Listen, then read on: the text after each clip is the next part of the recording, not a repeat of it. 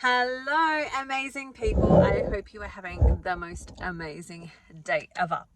24-hour water fast. Let's talk about it. Let's talk about the 24-hour water fast. Now, if you've been following along my channel, you will know that I have personally got some insulin resistance, and I have been working on that insulin resistance through a program called the Quest. It's one that I have developed myself and am changing and altering as I, gain more information, work with people, see what works, what needs to change, etc., etc.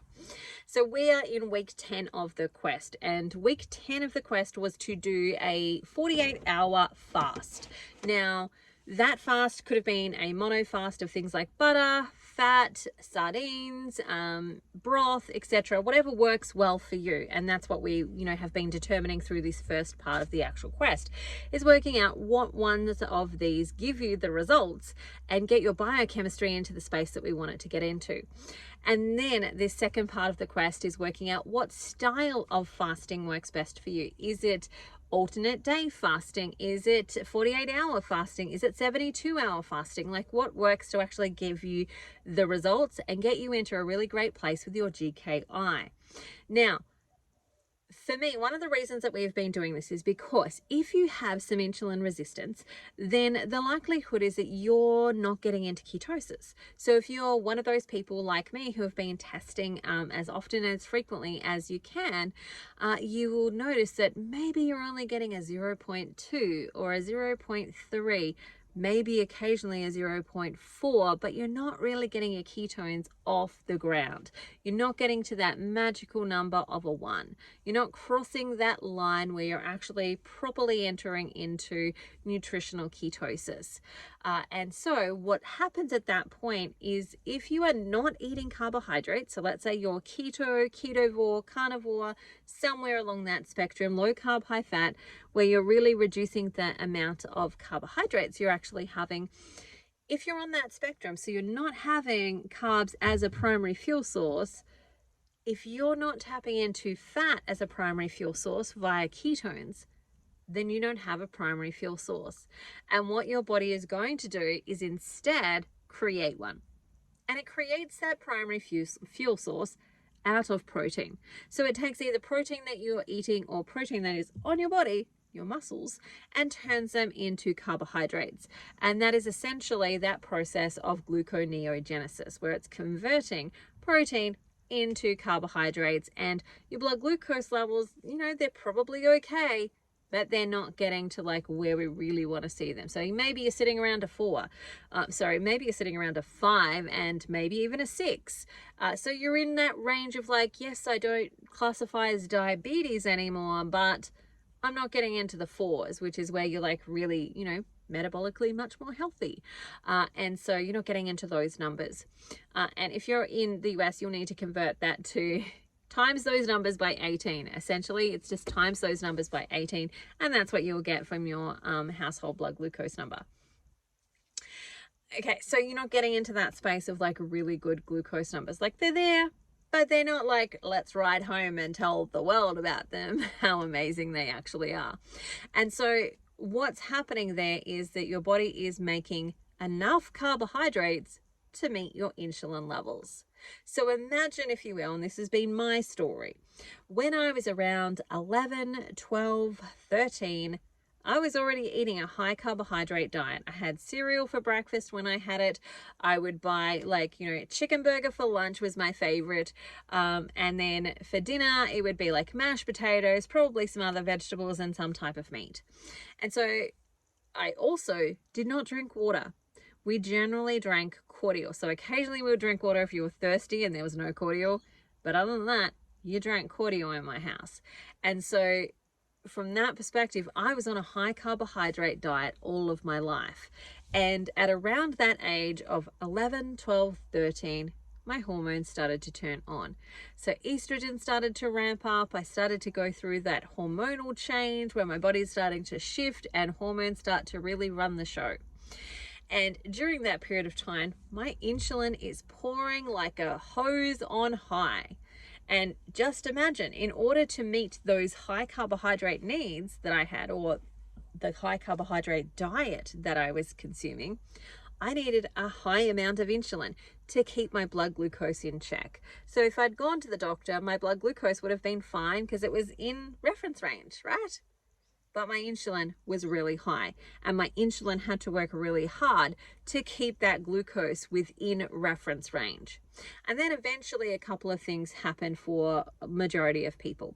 And that is either their pancreas starts to give up the ghost because it's working on full throttle all of the time, and so it just can't keep up matching that high blood glucose level, and it just starts to fall a little bit. And when it starts to fall, that's when your blood glucose numbers start to spike on a meter. So when you're going and getting your blood testing done, that's when it starts to spike. But the underlying problem has been there for much longer than that.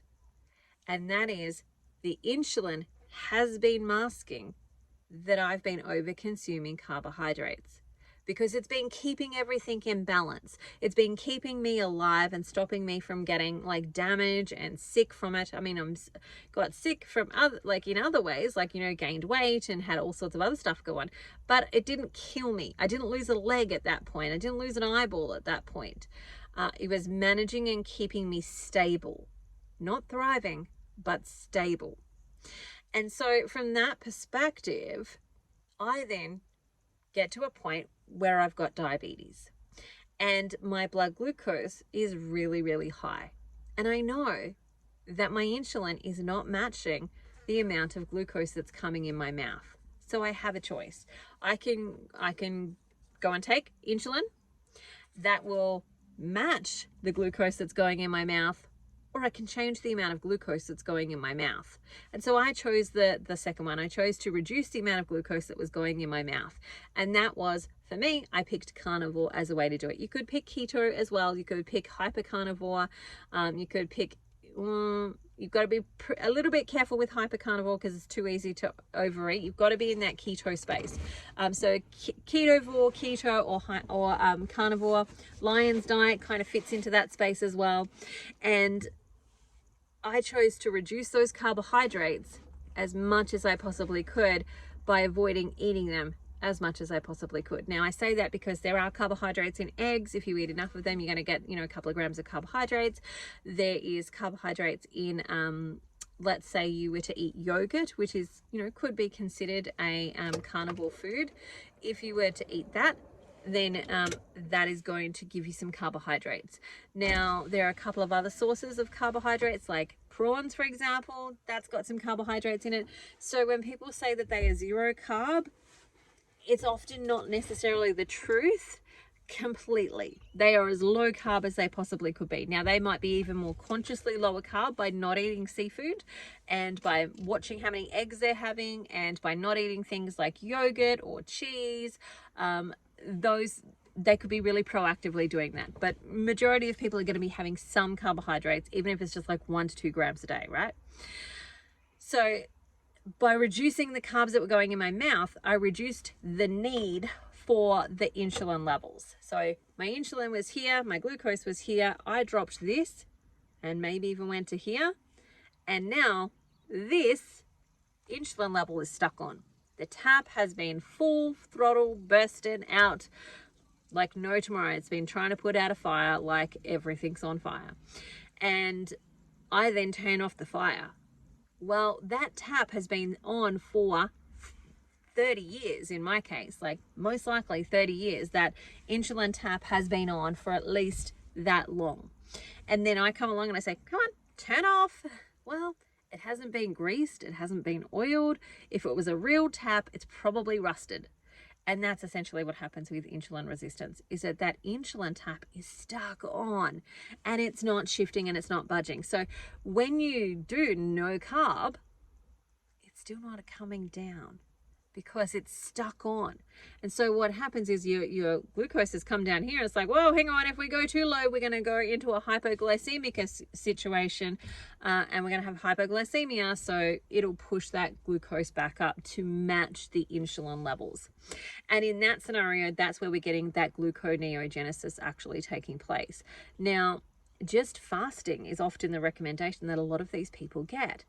But those people that give them that information of just fast are missing some vital things. They're missing this story about the insulin. They're missing that that's actually part of the problem. And when your insulin is high and your blood glucose is matching that by using protein as a fuel source, you're not getting into ketosis. And it's actually the ketones that turn the insulin down. And so there's this catch-22. How do I get ketones when I can't get into ketosis because my insulin's too high and my blood glucose is too high? MCTs. It is the workaround. The workaround is essentially MCTs. Now, MCTs are medium chain triglycerides. Also, small chain triglycerides do this as well, but they're not as easily found in, say, our meat sources. But medium chain triglycerides are the things that actually turn insulin off, because they get to go through the digestive system, bypassing the liver. And as they bypass that normal processing through the lymphatic system into the liver, they just go straight to the liver. So they don't bypass it, but they bypass the normal processing of that and they go straight to the liver. And the liver at that point and the mitochondria are able to turn them into ketones. And as those ketones go up, guess what? Insulin comes down. And so a water fast doesn't normally actually help somebody who's like got significant insulin resistance. It doesn't help them achieve those results. It doesn't help them meet those goals because their body is just not getting and tapping into those ketones. And so there are some couple of things that you can use, and it all depends on what protocol you're into. So if you're in carnivore, for example, you may be open, you may not be open to using MCT oils. You may be open to using MCT powders or not using those things. It's completely up to you. If you're keto, you're a little bit less problematic with that, and that's generally an okay, acceptable thing. You've got to make the decision for yourself as to what's going to work for you. But there are some natural MCTs, and sardines are one of them, right? Sardines are packed full of MCTs, as well as like it's got a really great ratio of protein and fat, and you know, especially the MCTs that get into the liver and actually make ketones. Butter is another one of those things. Butter is another really good source of MCTs. A lot of our actual dairy, goats and cows dairy, are actually high in MCTs. Now you've got to be careful with some of those, because if you go and drink milk, for example, which would be high in MCTs, the carbohydrates in that are actually going to negate the benefits of the MCTs in the milk. So that's not going to be helpful for you. Same-ish with yogurt. Like the carbohydrates in the yogurt are also probably going to negate the amount of MCTs that you get in it. But butter and ghee, both are really good sources of it. Goat's cheese is a really good source of it. Cheese itself can be a really good source of it. And so they can be things that you can actually use to help switch over. Now, the easiest way to do that is to do a whole process of fasting and to work out which ones actually work best for you and give you the results, not just from a physical level, but from a mental level too, because you've got to be able to do it. You've got to be able to practice it and build the muscle and so on. So when you think about this fire hydrant tap that's been turned on and is rusty and so on, it takes time to work it and to get it moving properly, get it oiled up and greased up and get rid of all that rust and so on. So it takes time. And that has been what I have been doing for the last 10 weeks, is actually every week challenging my metabolic system to build ketones and turn off insulin. Build ketones and turn off insulin. So while I've been doing the testing, I've been making my body get a little bit more flexible, starting to oil that wheel. I'm starting to chip away at some of that rust that has ground that wheel into place. And every time I do that, I take a little bit more off and I take a little bit more off, which led me to today. Today, I have just completed a 48-hour water fast. And I did that water fast because I wanted to test metabolically, is there improvement? Am I getting better at this? Is it working better for me? And I can categorically tell you that both of the days that I was doing this fast for, in the afternoon, it's usually about in the afternoon when I fully properly get into ketosis, but my blood glucose has been down and my ketones have been up, and I have actually been able to get into ketosis where I'm burning fat as my primary fuel source. And that for me is a success, because it means that my metabolic system is getting better. It is actually getting more sensitive, and it's improving, and it's making ketones more readily, and it's doing those things. It's doing the exact things that I want it to actually do. And so that is part of the reason that I did a water fast, so that I could see, where are we at now? Like now, where are we at? Because it was only, what, 4-5 weeks ago now that I did a broth fast. And if you watch the broth fast video, that was no bueno. I did not get any results from that. Like, my ketones got to a 0.2 and that was it. Did not get any higher. Did not get myself into ketosis, because at that point I was still in the insulin struggle. It was still not kicking in for me. But now, 5 weeks later, it's actually starting to do it, and it's starting to do it more readily on its own, which is super exciting for me. And of course, I'm going to continue to, work that muscle, turn that wheel, oil and grease it, which is what the next 2 weeks are about for me. The next 2 weeks are, we've got 2 72-hour fasts. Now, my participants don't have to do a water fast. In no way, shape or form do they have to do a water fast. They can choose how they want to do that fast. Now, they could do that fast as a beef and bacon. They could do it as, a beef and butter fast. They could do it as a butter fast. They could do it as a fat fast. They could do it as a sardine fast. They could do it as a broth fast. They could do it as a water fast if they wanted to. Some of them are doing it as an egg fast, for example. And so from that perspective, our goal is to continue to build the muscle. Once we've completed that, if you're watching this going, oh man, I wish I'd joined that, guess what? You can, because I'm starting again in about 4 weeks time. So on the 28th of August is when we start our next round of the quest, which is just enough time to get it all done before December hits and all the crazy Christmas season really starts to pick up and so on.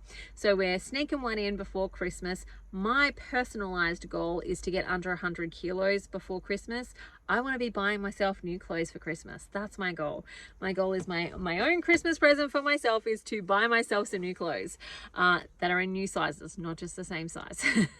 And I want to get under 100. That is my goal. So you are more than welcome to come and join me for that. But I did want to come and tell you that I am super excited to say that my metabolic system is getting healthier, and it's actually doing the things that it's meant to be doing a little bit quicker and a little bit more frequently. And the goal for me is to actually get to the point where I'm in ketosis every single day, because I'm not eating carbohydrates, so I should be in ketosis every single day. And I'm not there yet, but that is the goal, to get there. And I'm going to get there by continuously practicing and helping my body become more metabolically flexible in being able to tap into those ketones as a primary fuel source, because that's where I'm really going to turn into a fat burning machine. So stay tuned. I will continue to share my journey over here. If you want to come and join me for that round of the quest, I'll pop the link below. Feel free to ask me any questions. I look forward to seeing you there. I do only have 25 spots available, so once those spots are gone, they're gone. People are already starting to jump into that, so don't miss it if you want to be in it. Otherwise, I'll talk to you again soon. And yay, I'm super excited around getting into ketosis. I'm thrilled that my body is doing what it's meant to be doing. All right, bye for now. I hope you have the most amazing day ever. Catch you next time.